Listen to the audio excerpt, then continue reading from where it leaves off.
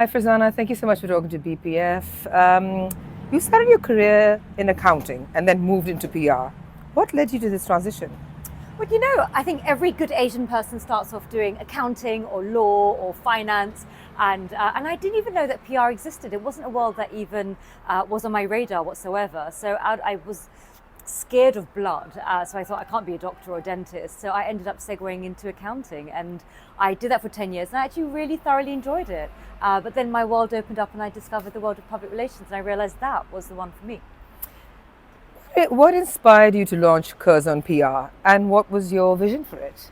Curzon was launched about 15 years ago, and my focus for Curzon with my co-founder was really to bring strategic communications to a global audience. And what we realized is that there was an inequity of storytelling between emerging markets, frontier markets, and developed markets. And often it was the developed markets that had the capability for storytelling. And we felt that that was an area that we wanted to really build a more equitable global platform of storytelling and bring our strategic communications to countries in frontier markets and emerging markets. And although we work across developed markets as well, we have a particular skill set for emerging markets.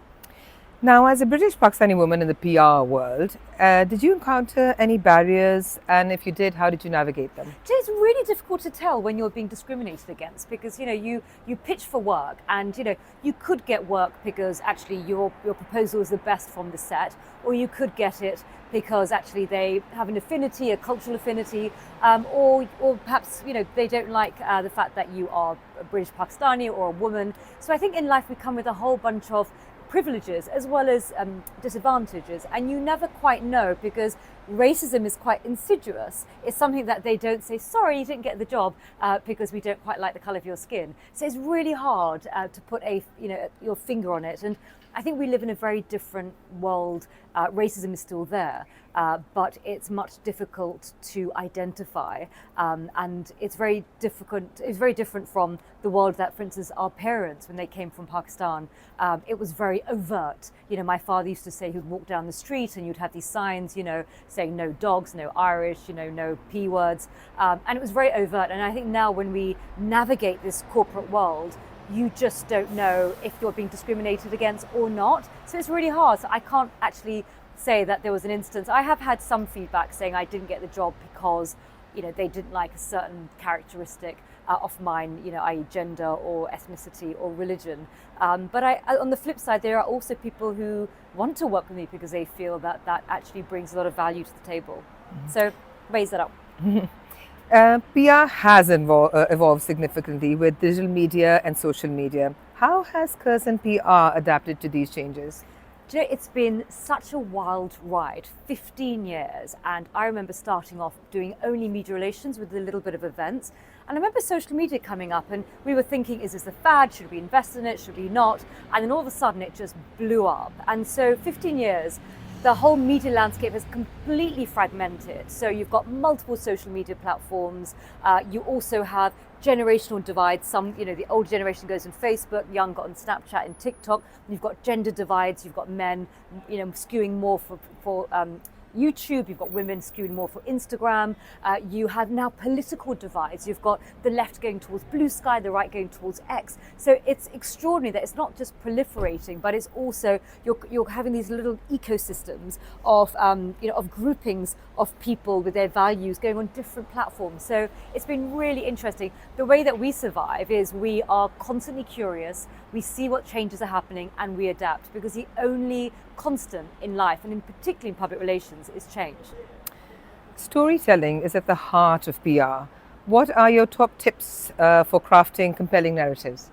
I would say that authenticity is key, and actually authenticity is what resonates, and we are all storytelling animals. And when you think about stories is really the connective tissue between people and each other.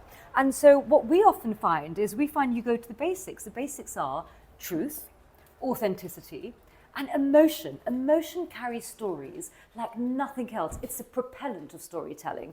And we often say to our clients, show your vulnerability, bring emotion into it, because actually the way we make decisions is we have a blend of emotional and rational. So storytelling should blend both aspects.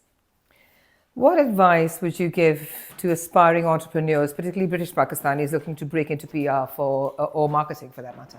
I would say that actually, if you are interested to break into the industry, there are incredible diversity networks that exist. There is, for instance, the Asian Communication Network, which I co-founded. You have people like us that's run by a British Pakistani called Shiraz Gulzar, and you have Creative Access, Taylor Bennett Foundation, incredible networks to really bring in people, from the community. And I would also say you don't have to study public relations or strategic communications. You can go in from journalism, you can go from international relations, from English literature, from English language, and it's very much an industry that is inclusive if you have the temperament to be resilient and to keep sort of going on. But I think it's a wonderful industry for our community, and I think that storytelling has been there since the Indus civilization and prior. So I think that we're in a good position to really craft our own narratives. How do you balance running a business and while also being an advocate for diversity in the industry? I would say that time management is important, and people often say time management is key, but I would go further and say it's about energy management.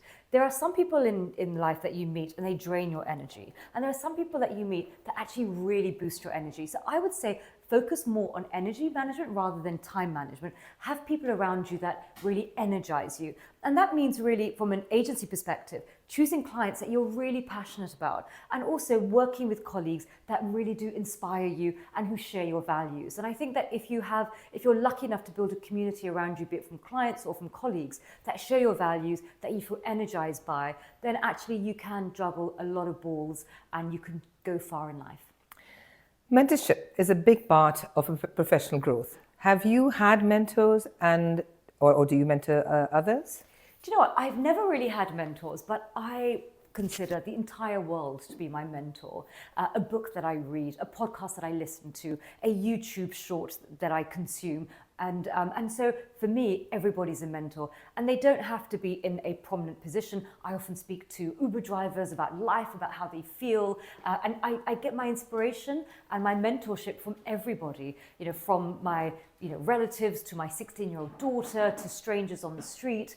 And I find that if you actively listen, really actively listen, you can learn an awful lot of wisdom from people. Now, talk about diversity and inclusion. Do you think that the British Pakistani community can have a stronger presence in media and PR? I think at the moment we're underrepresented, and that is proving to be quite problematic. As you saw with the race riots last year, you ended up seeing a lot of disinformation and misinformation because the British Pakistanis are not in the room. They are not there making the decisions. And even although we are underrepresented by numbers, we are woefully underrepresented in terms of being at senior positions in communications. So you've got two issues there, two levers that we really need to pull on. It also comes partly from our own sort of culture growing up, that it's not really an industry. Creative industries aren't always industries that are sort of Asian parents really do, say to the children, yeah, go for that. And I understand why. It's quite scary for your children to go into industries that you're not familiar with. But I think there is also a downside that when we're not represented in journalism, in PR, in marketing, we become increasingly marginalized in our communities. And we see the actual real life consequences of that we saw in the race riots and the rise in Islamophobia, and also the racial hatred that we're beginning to see going towards the British Pakistanis. Now, talking about the importance of giving back to one's community, are there any initiatives or causes close to your heart?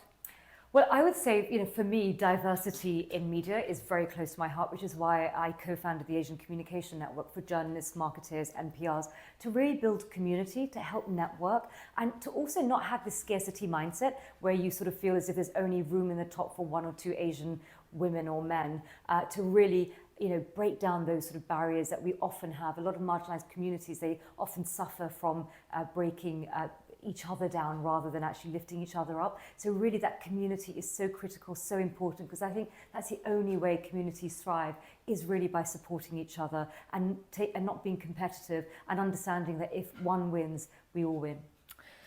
What's next for you and Curzon PR? Any exciting projects on the horizon?